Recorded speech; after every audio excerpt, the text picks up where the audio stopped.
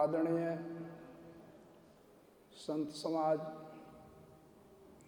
उपस्थित नैमे प्रेमी भक्तजनों, माताएं,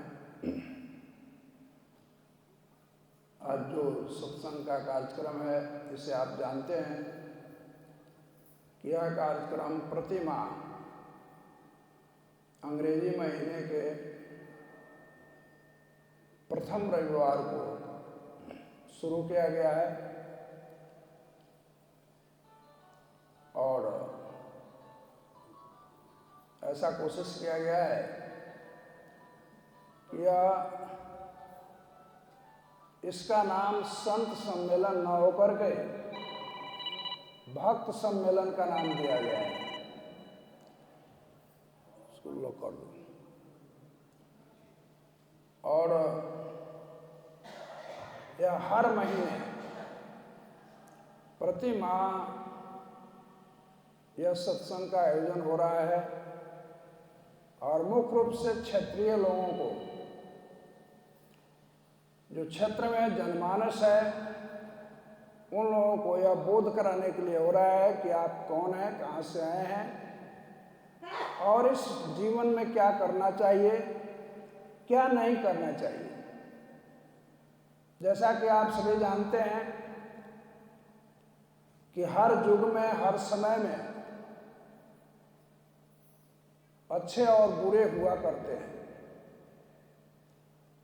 सभी युगों में अच्छे संत हुए तो अच्छे दुष्ट भी हुए।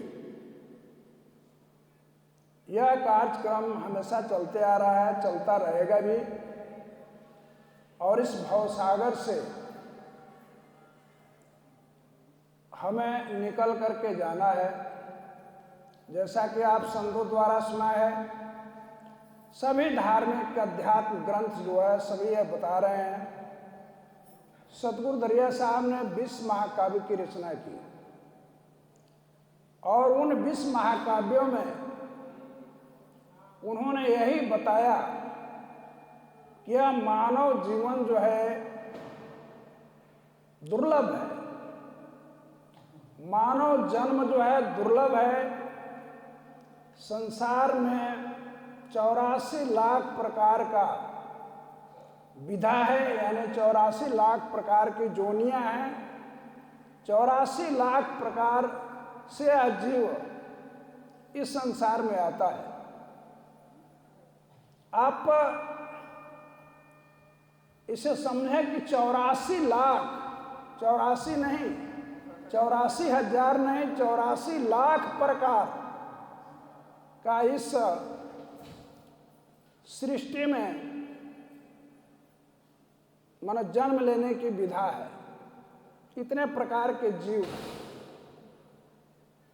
और उन 84 लाख प्रकार के जीवों में किसी का 100 वर्ष, किसी का 50 वर्ष, किसी का हजारों वर्ष का आयु है। जब से इस सृष्टि का निर्माण हुआ तब से यह जीव इस संसार में आया हुआ है, जो कि जन्म जन्मांतरों से, युग युगांतरों से यह जीव जो है अमर लोक से आया है। सतगुरु इसे बता रहे हैं कि है जीव, तुम यहाँ के निवासी नहीं हो, तू सतलोक के निवासी हो, अमर लोक के निवासी हो। अपने शब्द में सतगुरु कह रहे हैं कि तू पंछी हो अजर अमाना। इस जीव को पंछी की संज्ञा दे रहे हैं और बता रहे हैं कि तू पंछी हो अजर अमाना, सैल करत यहाँ आए भुलाना। अ जीव, तू अजर हो, अमान हो और इस संसार में सैल करने के लिए, घूमने के लिए आया, देखने के लिए आया और आकर के भूल बैठा या जान लिया, मान लिया कि यही मेरा सब कुछ है, जबकि यह गलत है, यह सरासर गलत है। यहाँ जिसको हम लोग अपना समझ रहे हैं वह अपना नहीं है, यह कभी किसी दूसरे का था, आज अपना है, कल फिर किसी दूसरे का हो जाएगा। इसलिए इसे अपना नहीं मानना है। हम लोगों का जीवन हम लोग जन्म लिए, बालापन को देखा, जवानी को देखा, वृद्धावस्था की तरफ जा रहे हैं।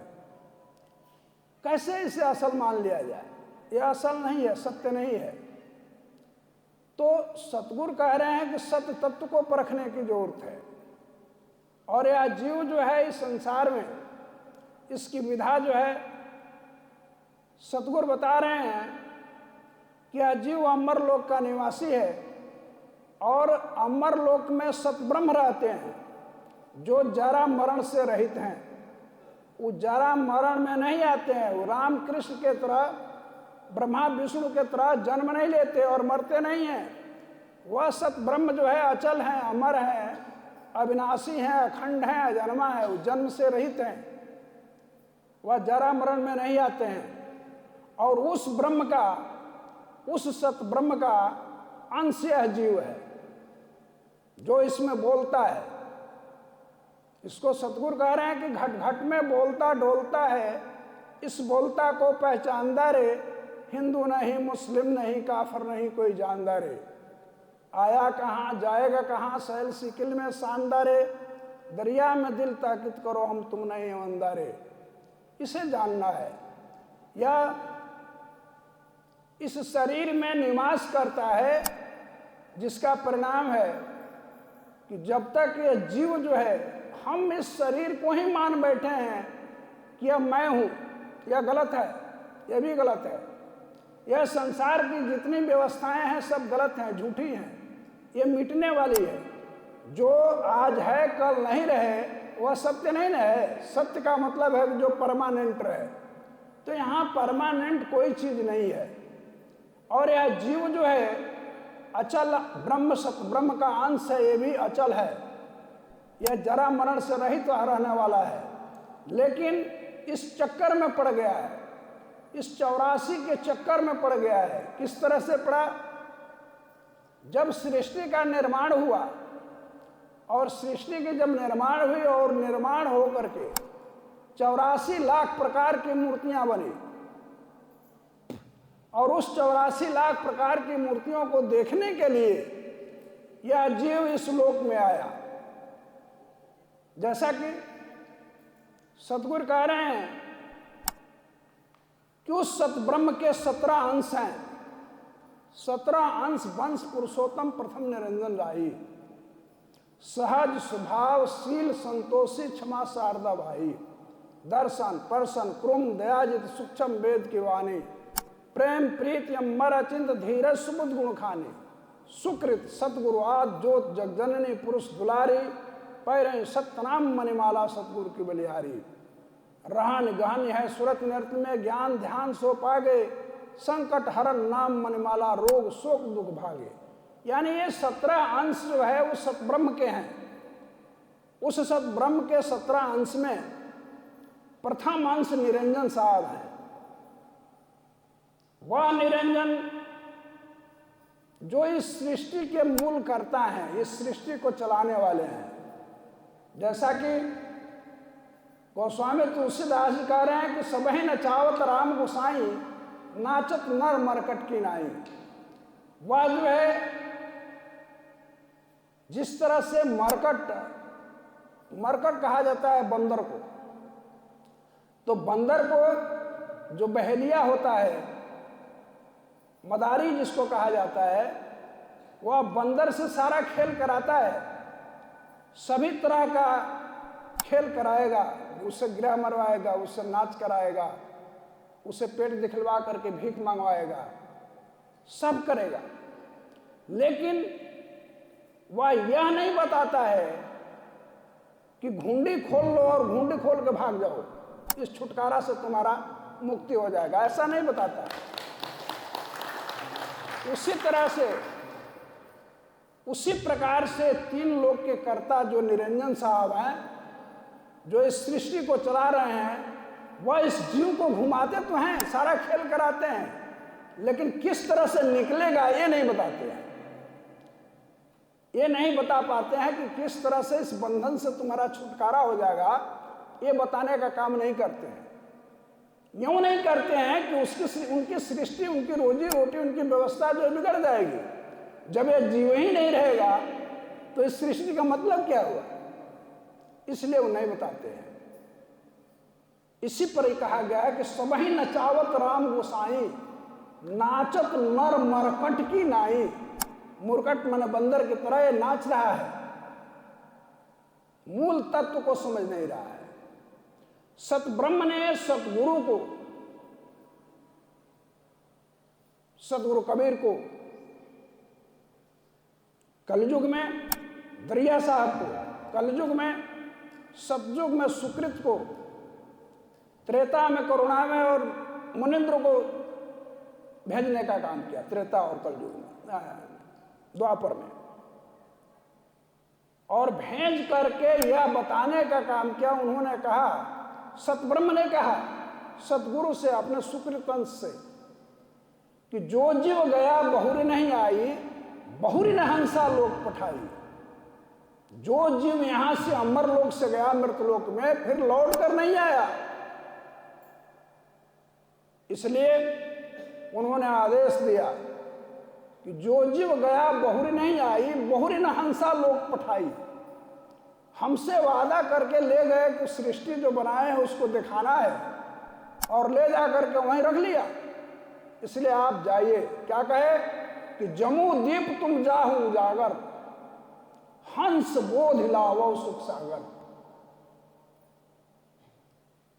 बात जबरदस्ती करने को नहीं कहा। उन्होंने कहा कि आप जम्मू द्वीप में जाएं और जाकर के हंस को, जीव को बोध करावें, बतलावें। क्या बतलावें? कि तू पंछी हो अजर अमाना, असैल करत यहाँ आई बुलाना। ऐ जीव तू अजर हो, अमान हो, यहाँ सैल करने के लिए आया और आकर के भूल गया, मान बैठा कि यही मेरा घर है, यही मेरा परिवार है, यही सब कुछ है। इसलिए संभलो, सत्य को जानो, सत्य तत्व को समझो, और सत्य तत्व को समझ करके तू अमर लोक का यात्रा करो।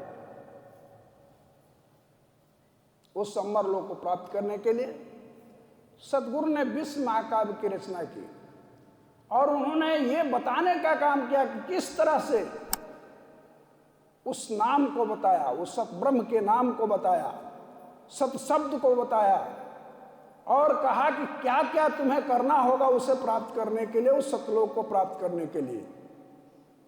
तो कहा कि सतनाम का जाप करना होगा।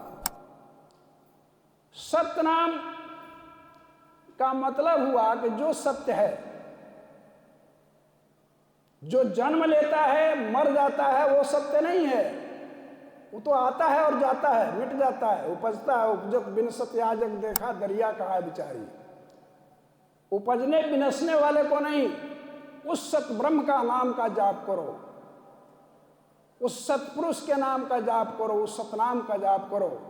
तब तुम्हारा ये जरा मरण का चक्कर जो है, यह भावजाल छूट जाएगा और तुम अमर पद को प्राप्त कर लेगा। ये सतगुरु का कहना है। इसलिए सज्जनों, हमें जरूरी है, और उसके लिए उन्होंने जो काव्यों की रचना की उसमें विधा बताया, क्या करना है। सत्य का पालन करना है, सत शब्द में रहना है, सत शब्द को जानना है, और सतगुरु के शरण में रहना है। गुरु तो अनेकों होते हैं, गुरु गुरु में भेद निनारा।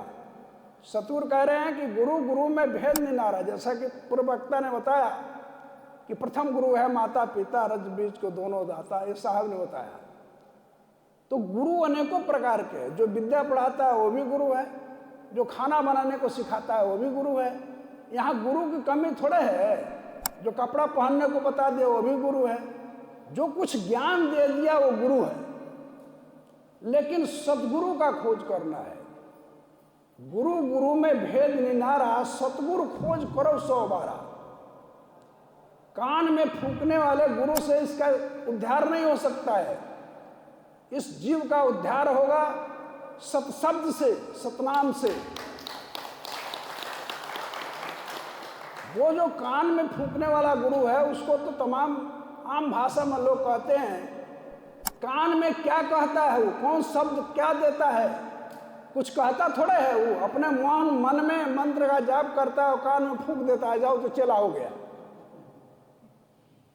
उसका उद्देश्य है, उस चेला बनाने का उद्देश्य है, जैसा कि देहाती भाषा में लोग कहते हैं कि कान में कहले कू और रुपया धोती दे दो तू, इतना ही बस हो गया। अब तू कहाँ जाएगा, कहाँ जा रहा है, इसका कोई मतलब नहीं है।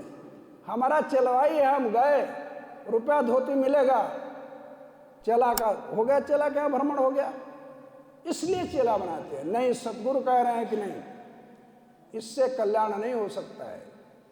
तुम्हें सत्शब्द दिया जाता है, और हमारे सतगुरु जो हैं उन्होंने सहज योग बताया और सत्शब्द लखाने का काम किया।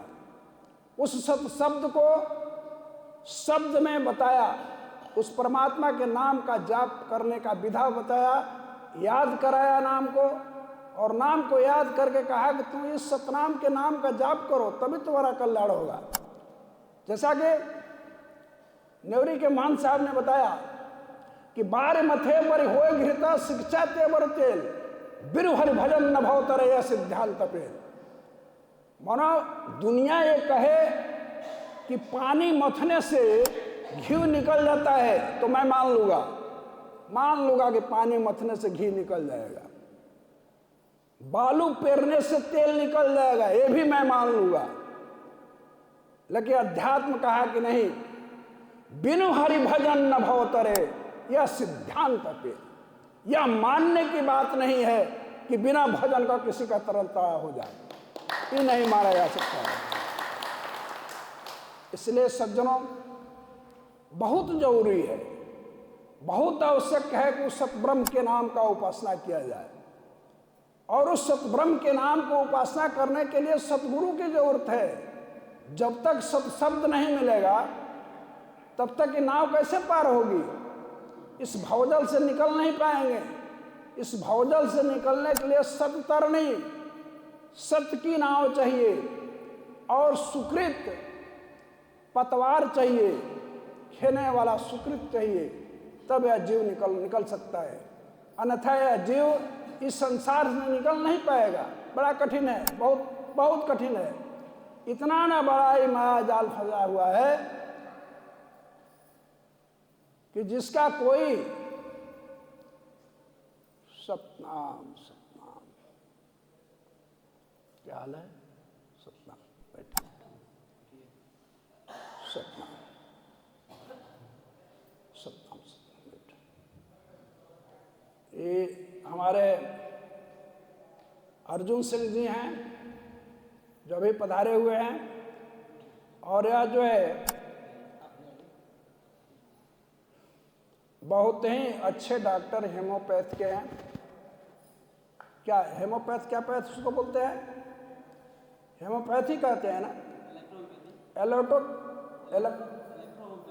इलेक्ट्रो हेमोपैथिक है, जो हर्बल, जो असाध्य रोगों को या अपने दवा से, अपने जानकारी से काफ़ी लोगों का कल्याण किया है। अभी अभी हमारे यहाँ का प्रेजेंट इस दंसी ग्राम का उदाहरण है कि कोई भी व्यक्ति जिसको कैंसर हो जाए और वो बच जाए, ऐसा नहीं है। हमारा बहुत प्रिय एक यहाँ का झूलन शाह है, जो बेचारे नहीं रहे, एकदम अभी हमसे भी कम उम्र के थे, बेचारे निकल गए हो।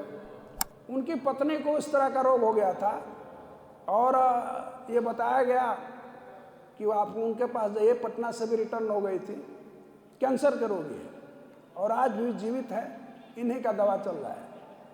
तो डॉक्टर भी यहाँ पधारे हुए हैं। प्रसाद खाना है और भोजन करना है, बिना